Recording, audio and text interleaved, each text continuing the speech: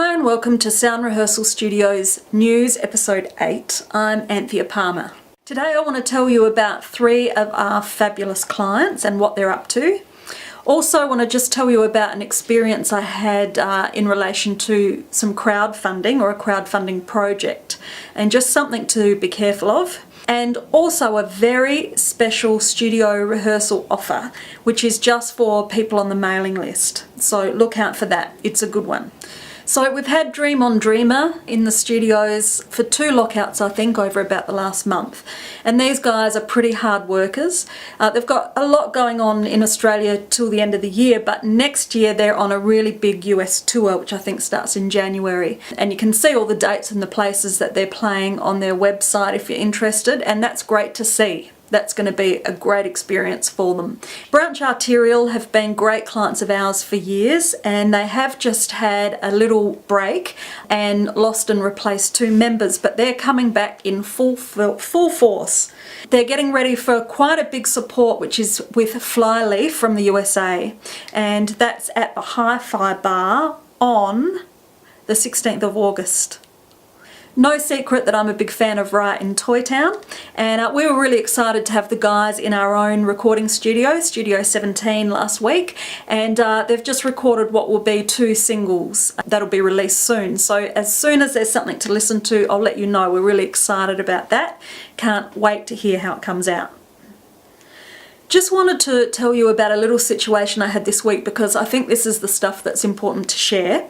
Somebody brought to my attention a great initiative which essentially networked filmmakers and musicians with the aim of producing some great clips and then getting them out there. So, you know, a push for Australian music is always good.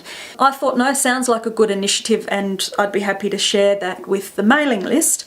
Fortunately, I do check the ridgy-didge of everything that is recommended to me, and I did that. Now, I'm not saying this project won't get off the ground. It may be a great project.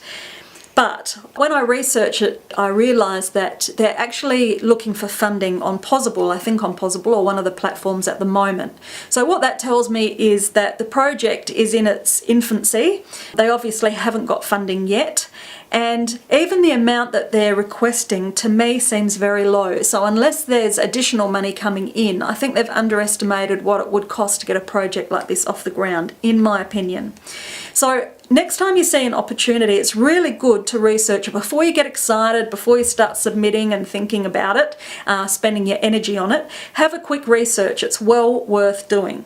Again, I'm not saying this project won't get off the ground, and I will put some information on it in the show notes in case you are interested in having a look. But I just thought it's worth talking about the impact that crowdsourcing and crowdfunding is having on our industry right now, and just what to be aware of.